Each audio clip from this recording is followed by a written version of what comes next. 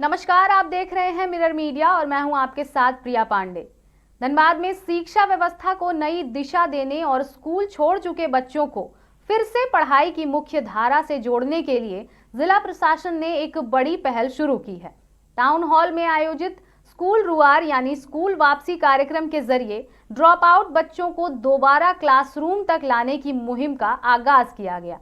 इस कार्यक्रम में उपायुक्त आदित्य रंजन, विधायक राज सिन्हा, महापौर संजीव सिंह समेत शिक्षा विभाग के तमाम वरिष्ठ अधिकारी मौजूद रहे।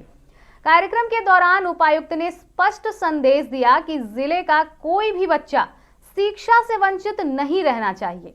इसे प्रशासन की सर्वोच्च प्राथमिकता बताते हुए उन्होंने प्रखंड स्तर के अधिकारियों और शिक्षा कर्मियों को विशेष प्रशिक्षण देने की बात कही। वहीं जनप्रतिनिधियों ने इस पहल की सराहना करते हुए सरकार और शिक्षा विभाग के सामने जमीनी हकीकत भी रखी। स्कूलों में शिक्षकों की कमी, बदहाल भवन और बुनियादी सुविधाओं के अभाव जैसे मुद्दे भी जोर शोर से उठाए गए। अब सबसे बड़ा सवाल यही है कि क्या स्कूल रुआर अभियान सिर्फ कागजों और कार्यक्रमों तक सीमित रहेगा या वास्तव में उन बच्चों के भविष्य को नई दिशा देगा जो लंबे समय से स्कूल से दूर रहे हैं। 100% करना है। कोई भी बच्चा छूटे नहीं। आंगनवाड़ी हो, प्राथमिक विद्यालय हो, माध्यमिक विद्यालय हो, सभी बच्चे आंगनवाड़ी से प्राइमरी से मिडिल से सेकेंडरी में जाने चाहिए। एक भी बच्चा छूटेगा तो हम लोग संबंधित ब्लॉक में बीपीओ से लेकर शिक्षक तक सभी को जिम्मेवार मानेंगे। हम लोग कोशिश कर रहे हैं कि 100% बच्चों का नामांकन हो और जो अच्छा परफॉर्मेंस करेगा उसको हम लोग सम्मानित करें। जनप्रतिनिधियों से बहुत अच्छा सुझाव आया है कि विद्यालय का वातावरण में सुधार होना चाहिए। ट्रांजिशन के टाइम में बच्चों को लगना चाहिए कि वो एक अच्छे माहौल में जा रहे हैं और स्कूल इंफ्रास्ट्रक्चर और सामग्री को लेकर भी अच्छा सुझाव आया। उस पर पहले से काम चल रहा है हम लोग और उसको जोर से करेंगे बिकॉज सभी जनप्रतिनिधि भी उसी में तक। कहीं आंगनबाड़ी और जो प्राथमिक विद्यालय वो सेंटर पॉइंट है और वहीं से सारा चीज। हाँ देखिए, सेंटर पॉइंट हमारा आंगनबाड़ी इसलिए क्योंकि सबसे ज्यादा संख्या में बच्चे उसी में और वहाँ से अगर 100% बच्चे प्राइमरी में चले गए और प्राइमरी से सभी बच्चे सेकेंडरी में चले गए तभी आगे विकास हो सकता है क्योंकि संख्या सबसे ज्यादा हुई है। तो हम लोग मोस्टली कोशिश करेंगे कि वो दोनों चीजें सुधरें। अभी जो 600 की सेंसम है वो प्राथमिक विद्यालय के कैंपस के आसपास ही नहीं, उसमें जहाँ प्राथमिक विद्यालय में जमीन है वहाँ उसके अंदर सैंक्शन है और जहाँ नहीं है वो बाहर सैंक्शन है। बट कोशिश कर रहे हैं कि जितना हो सके वो प्राथमिक विद्यालय के अंदर। नहीं, हमने ये कहा है कि अब जैसे एक बड़ा समस्या आ गया, अभी आज देख रहा था अखबार में कि बच्चों को मिड डे मील में नहीं मिल रहा है। उसके चलते कितना अखबारों का न्यूज हम बता रहे हैं कि कितना टिफिन लेके नहीं आते हैं बच्चे, इसलिए शिक्षक लोग जो है वो पहले ही छुट्टी दे रहे हैं।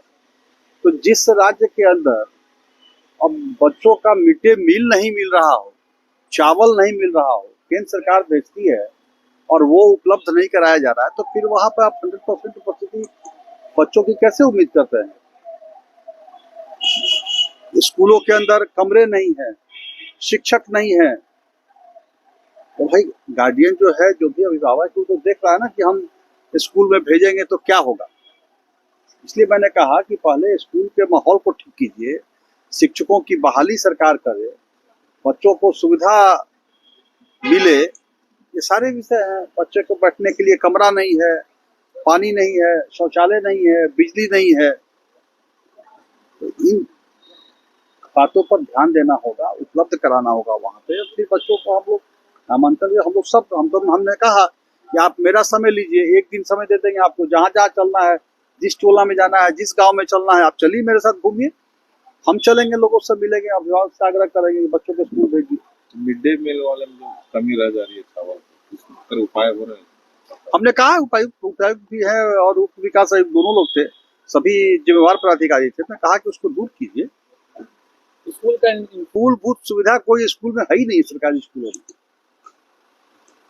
तो मूलभूत सुविधाओं को तो सरकार को उपलब्ध कराना होगा ना, शिक्षक ही नहीं है। बहरहाल अब देखना ये होगा कि ये कार्यक्रम कितना लाभकारी साबित होता है और कागजों से उठकर धरातल पर ये कार्य होता है या नहीं, क्योंकि सरकारी स्कूलों की जो स्थिति है वो किसी से भी छुपी हुई नहीं है और साथ ही साथ निजी स्कूल को लेकर के भी कई तरह की बातें सामने आ रही हैं। अब धनबाद में किस तरह से शिक्षा व्यवस्था में सुधार होता है और यहाँ के बच्चों को किस तरह से बेहतर शिक्षा व्यवस्था मिलती है, ये तो देखने वाली बात होगी। फिलहाल इस खबर में इतना ही। हम फिर लौटेंगे कुछ प्रमुख खबरों के साथ, तब तक के लिए देखते रहें मिरर मीडिया।